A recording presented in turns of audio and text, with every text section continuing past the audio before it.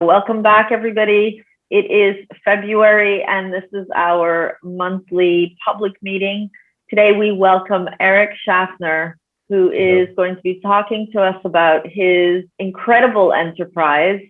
He is founder of Zeloop, also an experienced vice president of sales with a demonstrated history of working in packaging and containers industry. He's skilled in negotiation, business planning, engineering, business development, and the marketing strategies. He is a strong sales professional who has graduated from ENSAIA, the Institut Polytechnique de Lorraine. And he's going to be talking to us about an eco-friendly app that rewards goodness, and he increases the value in recycling. And I know when I was first introduced to Eric, I just found the whole enterprise incredible, but the dynamic founder behind it is what makes you really want to participate. So welcome, Eric. Thank you so much for joining us today and sharing Zeloop with our community. My pleasure.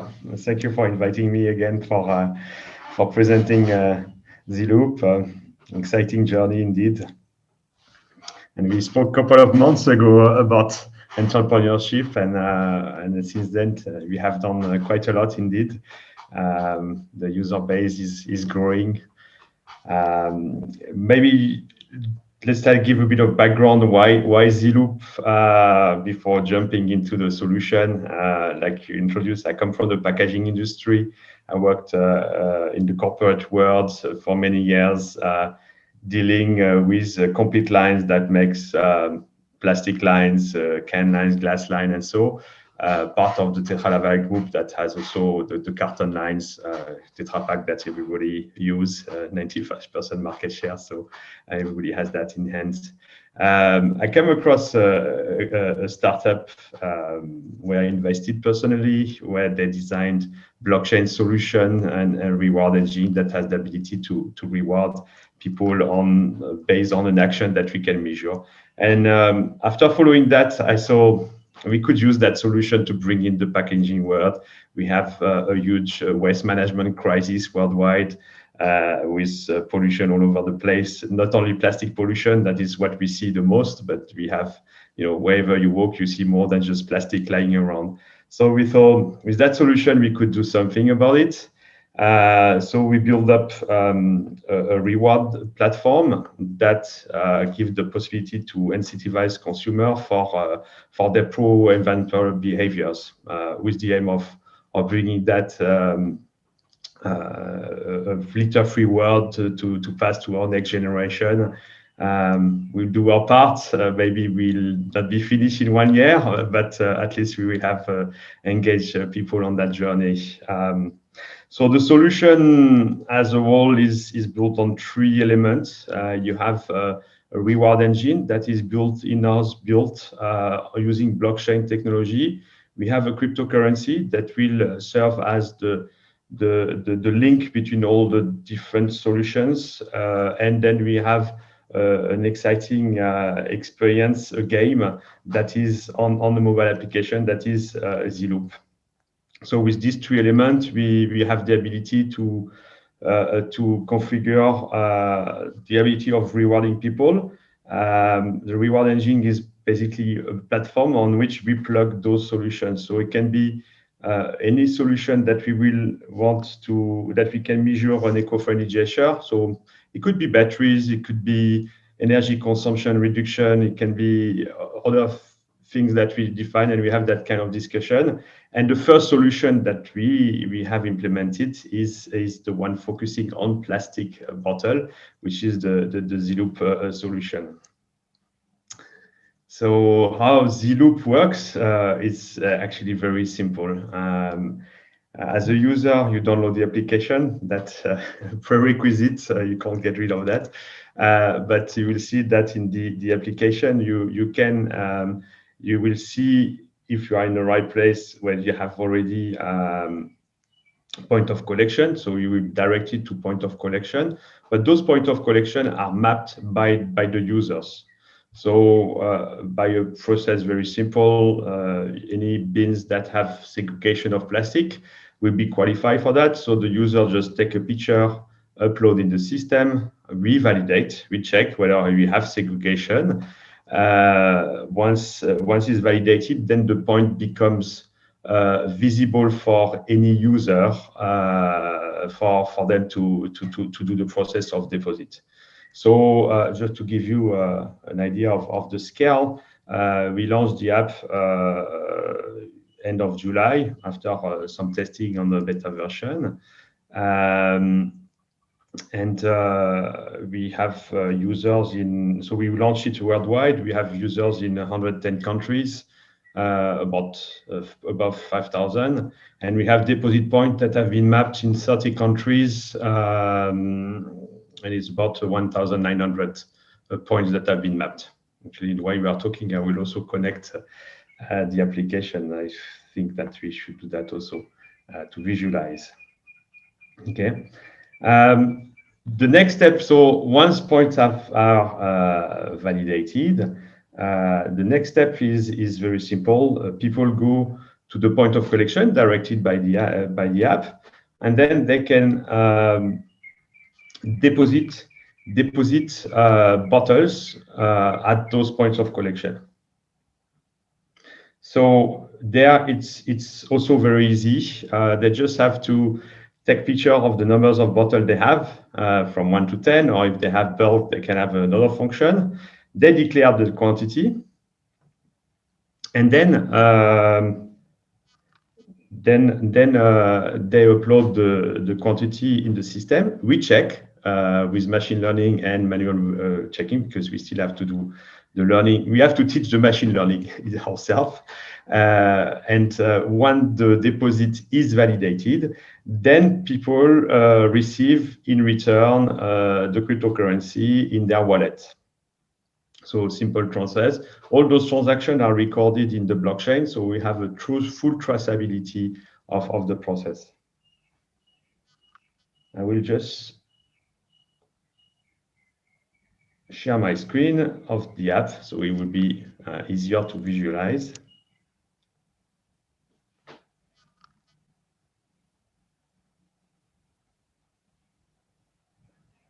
It's coming.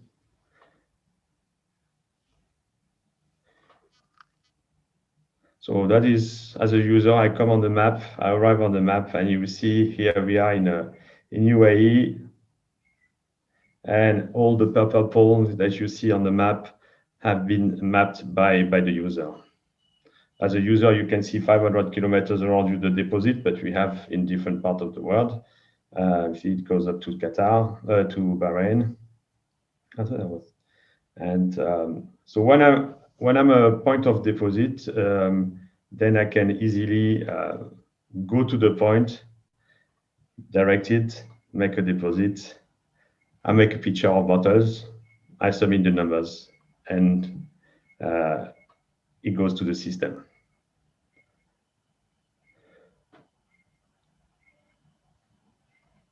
When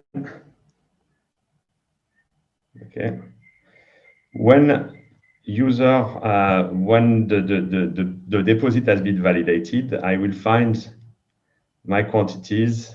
You see, 4 bottles deposited. Why is that showing? It is not updating anymore. I think it's frozen on your computer. Yeah, I think it's on my phone that is. Let me go back to the Zoom again. Strangest. Okay, I have to go again. Oh, the phone is out. Okay. Let me join again. So while my phone is happy to join again. Okay, here we go. So today, what is the benefit for the user? I mean, today what I describe is just I will say a point of a system with points, you know. But the points can be the token can be exchanged against goods and services, and that we have partners that give you vouchers. And imagine that they give up to 1 dirham per bottle. That's where we turn waste into gold, because there's no other system that gives you so much. You find some deposit scheme where in Europe, you could have 10 cents maximum of euro, but it's a deposit scheme, so you have already paid for that amount. So you just getting back the money, but you don't earn something. So podcast going back.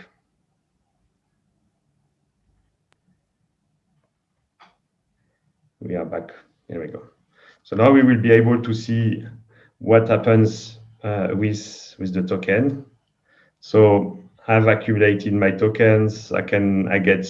User get tokens when I invite people. They get tokens when they do the daily reward. They got token obviously when they drop bottles and so on. And then they can exchange the token against goods and services that are provided by your partners in a form of discount vouchers. So we have different kind. We try to enlarge the range. We don't do systematic. We don't only select goods that are eco-friendly and so on, because Zeloop is already there to push people to do something good for the planet. So I would say the user have done their part by collecting bottles and bringing that. But we select. Okay, why is it not sharing anymore? Oh, I keep on being kicked out of the of the Zoom. I don't know why.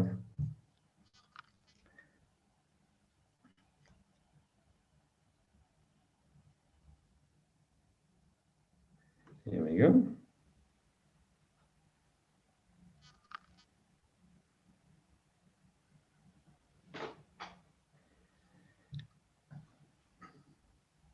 Someone else is sharing. Interesting. Yeah, your phone is on twice. I've got your phone in here. My phone is on twice. Interesting. Yeah.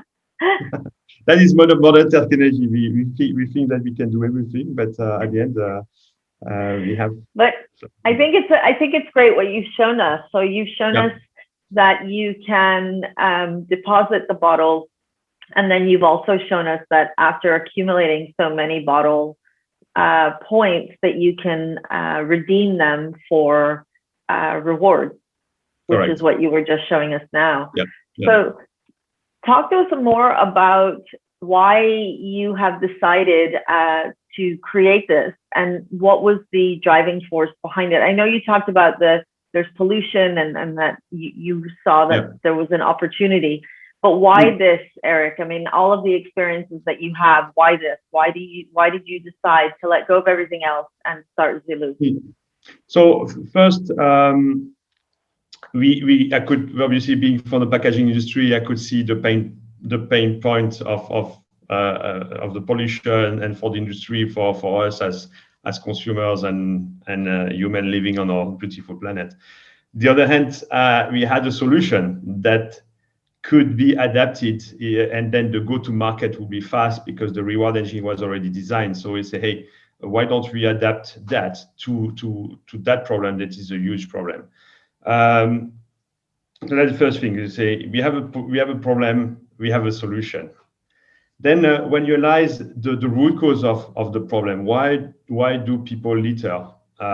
There are all sorts of reasons: education, lack of recycling facility or collection facilities, lack of efficiency of even when it's collected, you have leakage to nature and so on. But the first element for us is that it's value. When the waste has value, nobody litter. Have you ever littered gold? I guess I got the answer, but if one of you has ever dumped gold, then tell me where is your waste, because I'm going to be a waste picker on your dump, okay? So yeah, let's say if it has value, you don't dump. What happens with a plastic bottle, for instance? But it applies for any other things that we throw away, but it's even more visible for plastic bottle. When you take a bottle of water, when you throw that bottle, you throw 70% of the value of your purchase. 70% of your plastic bottle with the water inside and so on is just the plastic that has been used to make the bottle. And it's a good material. It's versatile, it's cheap, and it's too cheap. But it's also sustainable because it's light and it can be recycled and so on. So the material is not a problem. It's us as humans that are the problem because we don't dispose it of properly. So we say, okay, let's create value. We have a reward engine. We have the capability to deal with the cryptocurrency. We have then the capability to create value for the waste. At the moment that you see that your waste is a resource and not a waste anymore, then you don't litter.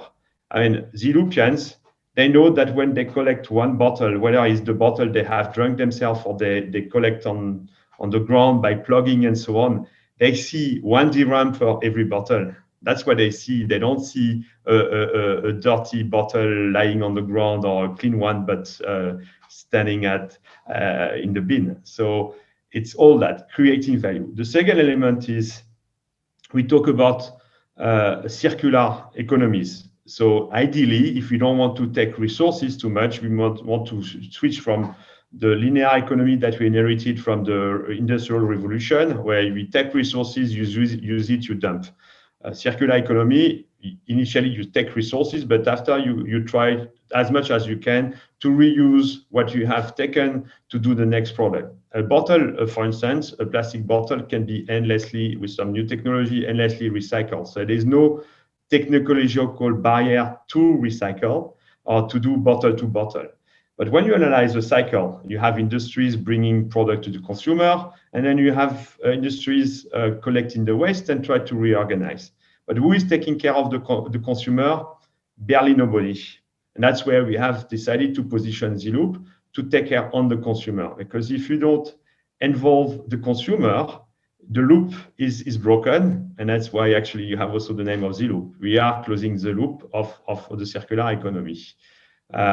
It's really key. You have to increase the collection rate, divert the resources from ending up in nature due to littering, to reintegrate the flow, and then you start to be in a virtual economy, a positive one, where value is created and things are recycled and reused. So that was really the driver for that. Incredible. And Eric, what brings you to want to be in schools? What brings you to want to be creating more of an awareness of Zeloop? And how can, as schools, as universities, how can we support Zeloop and how can it support our youth? So we believe that Zeloop is very easy to use. It can be rewarding. Like you know, we have the first example was how do you redeem against goods and services, but you have also challenges.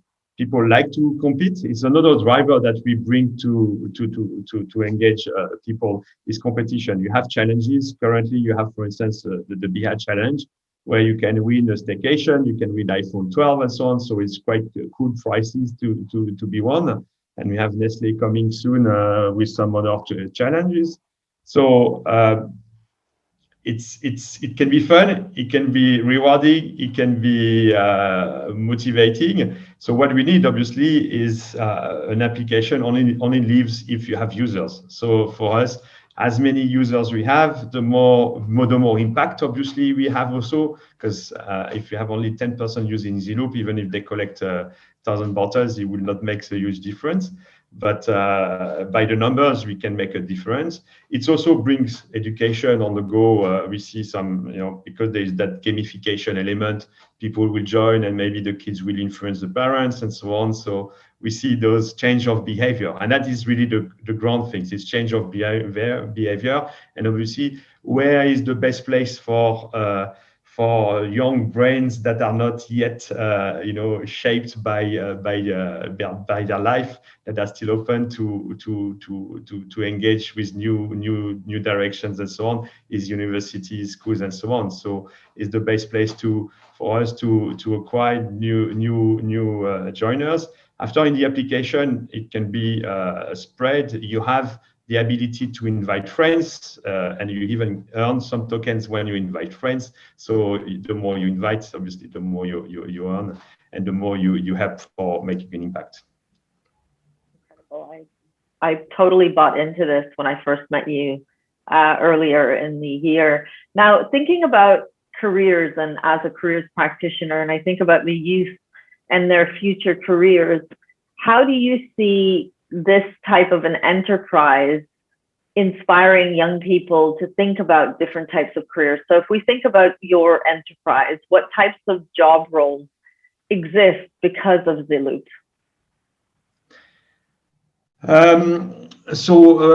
Because of Zeloop, well, actually, it's a job may be an overstatement, at least at the moment, but obviously to spread to get more reach, we will increase our marketing spend as the money goes and investor come.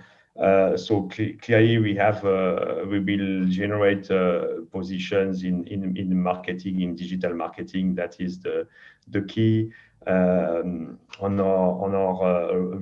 do also generate with an app and with a platform, because it's not only Zeloop but it's the platform. So when tomorrow I discuss with another partner to put let's say recycling batteries, we have to do a link between our platform and their application and so on. So we need developers. So we create jobs in development, in design, and then in marketing and sell also.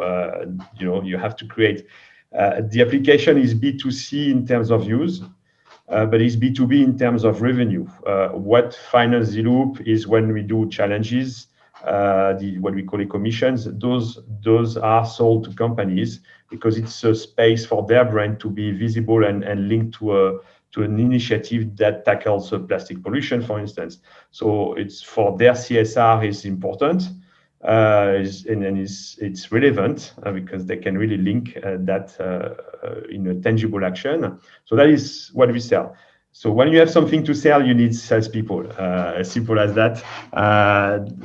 Because we're in the digital world, you can do sales a lot through connection with LinkedIn and so on. But the more you want to reach, the more you need resources. So that will be another function where we will create a job directly.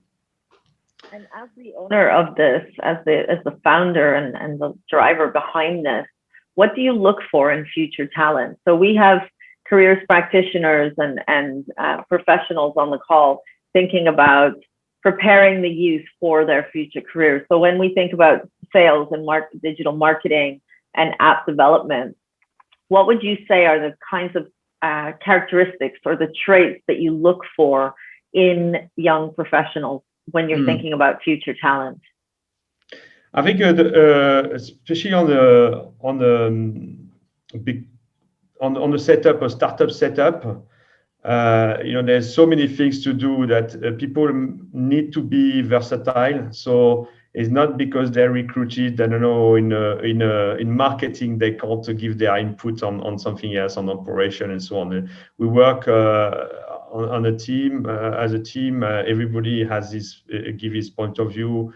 We are already decentralized. The founders, we have one founder, the CTO is in Canada. The blockchain expert is in France, and another one is between Dubai and France. So we've been on Zoom all the time since the ideation of Zeloop and before the COVID. So, but every person that joined the team since then, we have some short meetings, but where people can give their input, and we have some workflow where people can get input. So versatility is not just, I'm in a box and I'm not going to do something beyond my box, is a talent that we require. The second element is ability to be autonomous very early. We've done that with some interns. Some are talented that when they don't know something, they will search for the information and they will challenge themselves, and they come to us and say, hey, what do you think about that? And say, hey, good, explore, go that way, we can direct, but we don't have the luxury to to drive. We can coach, but we can't drive and do the job on the behalf. So autonomy, it's sometimes challenging when we say, hey, I'm freshly graduated, I don't have experience. That's fine, you know.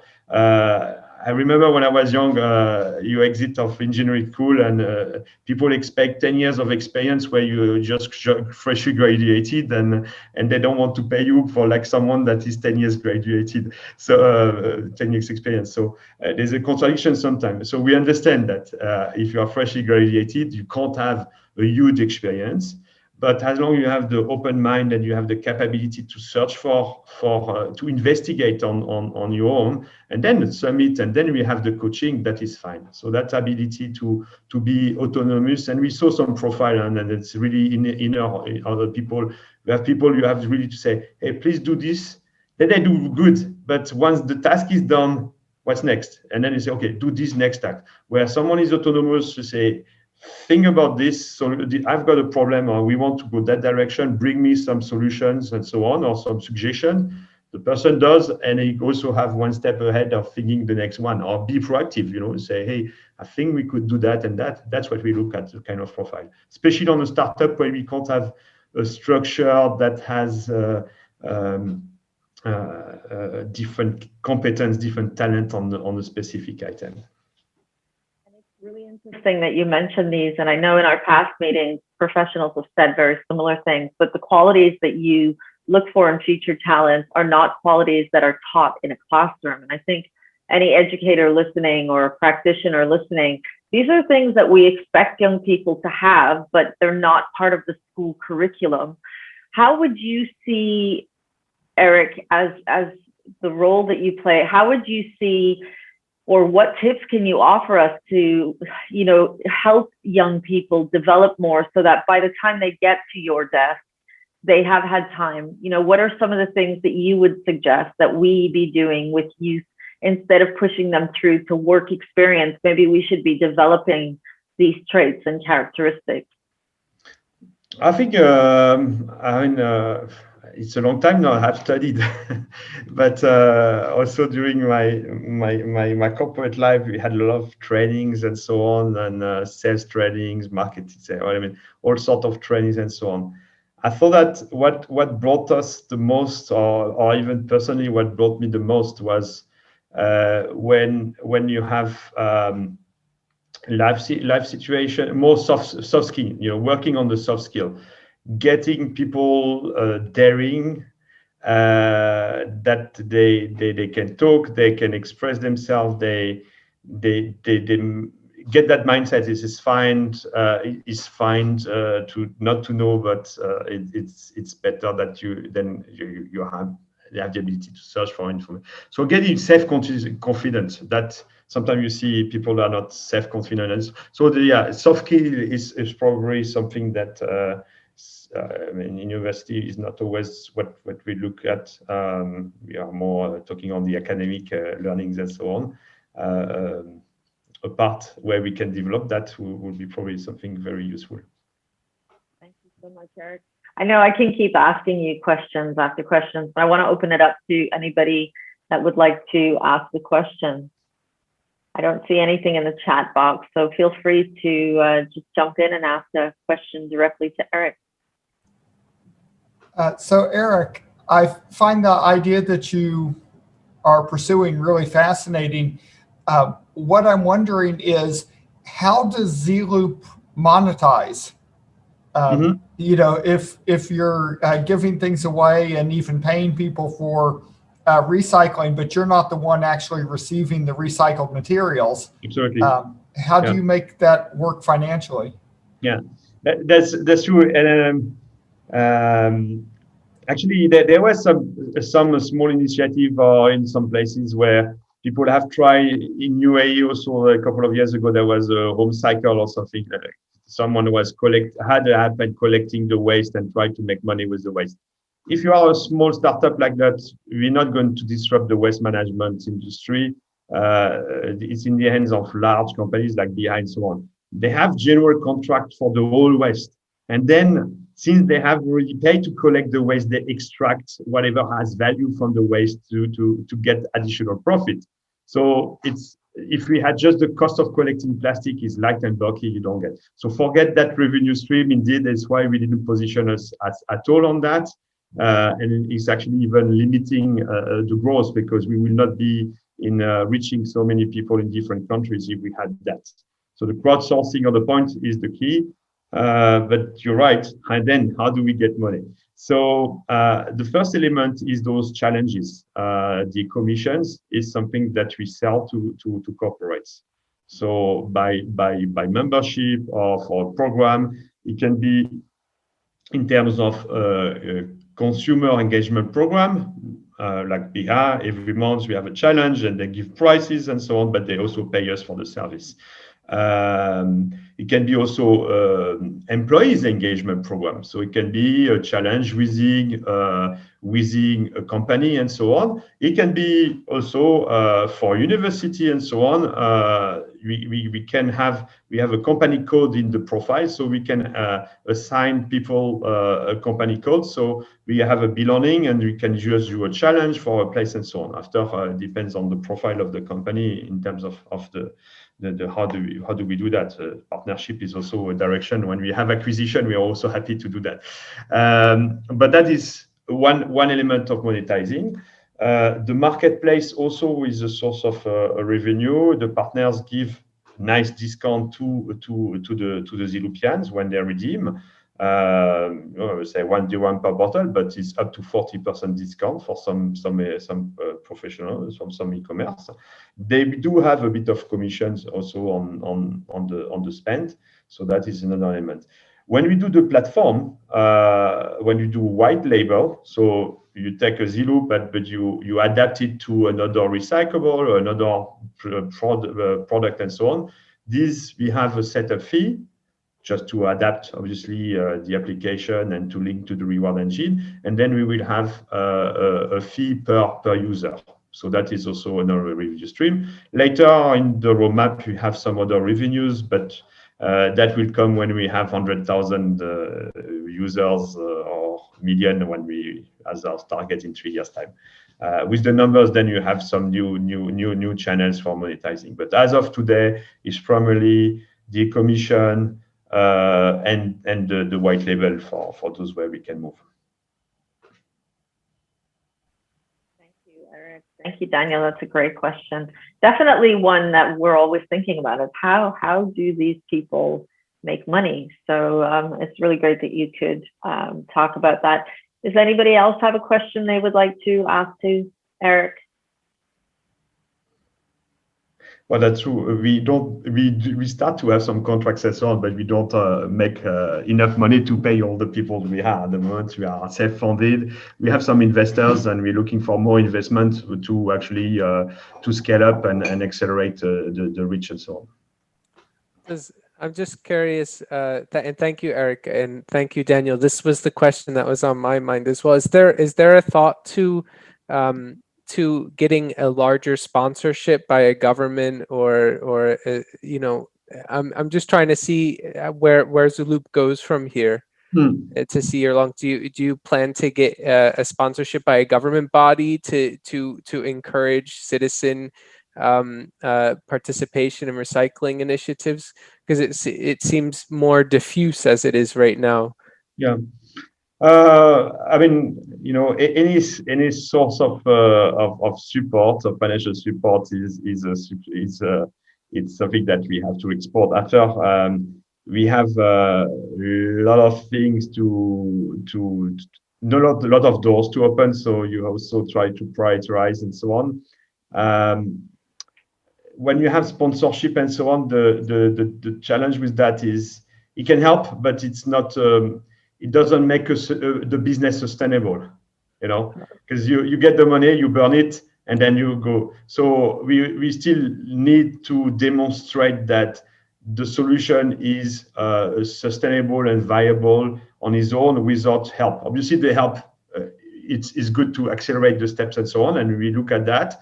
But the priority is to get secure businesses, because those businesses can be recurrent, and they are the proof of the concept that it works and so on. Nevertheless, we had to last week, 2 weeks now. 2 weeks ago, we've been labeled by the Solar Impulse Foundation. This is based in Europe. They analyze solutions. They want to select 1,000 solutions in the world that are sustainable and profitable for improving the planet. We are one of the 900 solutions. They haven't completed the selection. They're still open. We are the first solution of UAE being selected by the Solar Impulse Foundation, and it was 1 year work of demonstration of the financial possibility and so on. That will open us also for those government bodies. You have also to be, there is always a moment where you want to open. If you go too early, and people will say, "Hey, you are still conceptual," so there's no point. Once you are more established, that you have proven, you have partners and so on, then you start to be more. Then is more the time to knock at those doors, because those doors also are time consuming. Usually, it's not a straight decision-making process. So it's better to first demonstrate, get the money from the business, and then after get that support. But it's definitely something that we will look at. Okay. Thank you, Eric. That's really interesting. Can I ask one more question? Because what you had this great idea of a way to develop a system that would be sustainable and also have this double bottom line. But that required developing an app. Did you have any background in apps before this, right? The team, yes. Personally, no. It was also the part that was exciting for personally. I've been in the corporate life, and I was board -1 in my company. So I think I've done quite a lot in the company. I knew everything. It was more a cruising part and so on. But my partners are from the IT world. They come from Apple. They have done the reward engine, coded themselves the reward engine. My CTO who coded the reward engine is from the mobile industry. So he does the specification. We subcontract to programmers, and then we check and so on. So they bring that competence that I don't have, and I bring some competence they don't have, and it's where we work well together. But I learned a lot, actually, I must say. Now I know a bit more about what is behind a mobile application and so on. But yeah, there are some processes that you have to follow, and it's very good to have a counterpart. They're knowledgeable, also very pragmatic, because I can come with many ideas. And then my CTO will say, "Hey, well, okay, this one, what is the use for the user?" I say, "Oh, you're right. I forget it." And then and sometimes say, "No, you don't forget it. We keep it because it's good." So it's interaction. But personally, I had nothing, knew nothing about. I was really the weakest on that part of the team.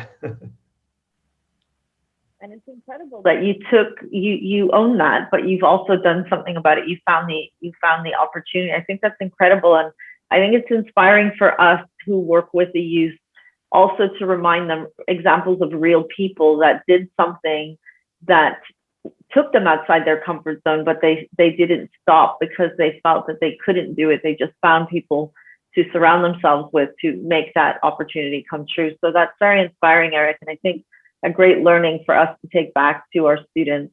Now, just before we bring this meeting to an end, and if anybody else has a question, please jump in there. But what I want to know, Eric, is how can we reach out to you, and how can we all bring Zeloop to our schools and start creating, as you described, Zeloopians? Yeah. So I put it on the chat, the link to the website. On the website, you will have links to download the app. You can also reach us on all our social media. Exposure is today against social media. The more people following us, we are all over Instagram, YouTube, LinkedIn, Facebook, and so Telegram. So social media, download the application, invite people, and then at the university part, we can also organize a challenge if you like. You do the promotion, you get people onboarding and so on, and we do a challenge just for the university. It can be measured over 6 months, about 1 month, about you can do a championship. We have many ways to gamify that easily. Yeah. Can I say something? Of course. Yeah. Thank you, Mr. Eric, Mr. Maria, Mr. Eric James, for arranging this meeting. It is very helpful. As a counselor working with the environment for many years, I like the idea of recycling the water bottles. And as you know, all of us working in the sustainability clubs in the schools, how to implement this and make competition and involve more schools and more students. And just for a refund, they will get money back, right? After the recycling points, and how to changing the behavior of the community, as you mentioned. This is the first question. The second question: what's the obstacles or the problems that you face to pass and to create your idea to become a true idea? And you're working on the application and develop the idea. Thank you. I missed the first question. It was breaking up, so yeah. The first question is how can he get involved, and that's where Eric. If you look, Sabit, if you look in the chat box, Eric put the link to Zeloop, so that's how you can get involved. And then your second question, Eric, is about the challenges. If you repeat that, Sabit. I put also my email address, so this way you can also reach me out, and we can have carry on that discussion for enlarging communities and so on. So the second question was, can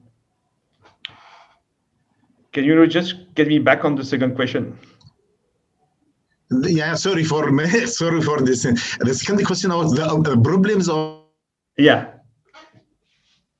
the obstacles that you face at the beginning when you start the project. I think when you create something is initially you can just study, get some feedback and so on, but you don't have the possibility to test. After, obviously, there is always a cost element. When you are self-funding and so on, you always have to do arbitration whether I'm going to invest on that direction or more this way and so on. But it's still a gut feeling. Is it that the right priority? Every money that you invest should have a return, and makes the progress for the app and so on, and for the solution. So the challenge is how to measure that we do the right decision, that is the right path and so on. After now, the challenge is becoming obviously adoption, being visible as much as possible, going fast.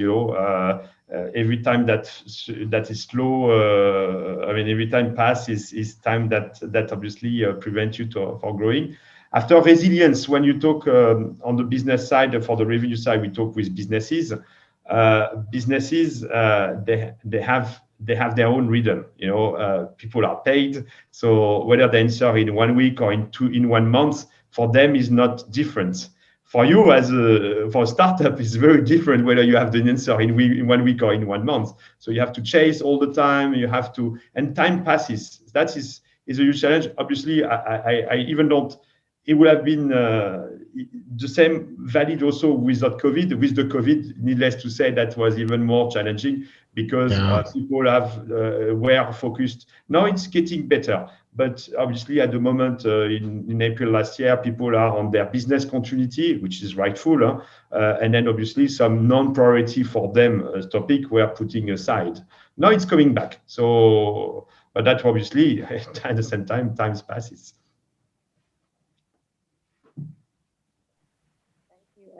And thank you, Sabit.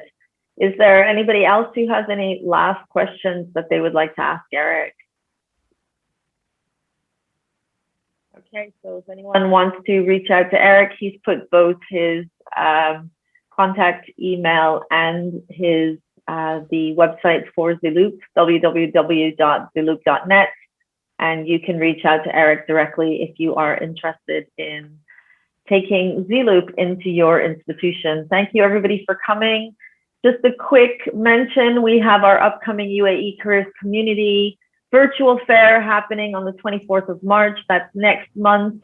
Registrations begin on Sunday, the 21st. Make sure to keep your eye out on our website. The page is looking incredible. We have 30 different speakers coming through the day, begins at 8 a.m. and runs through till 7 p.m. GST. So we hope to see as many of you and your students at our upcoming career fair as possible. Thank you everyone for coming. Have a great day. Thank you for Thanks. the Have a invitation. great day, Maria. Thank you, for all your kind Eric. questions. Thank you. It was a pleasure. Bye.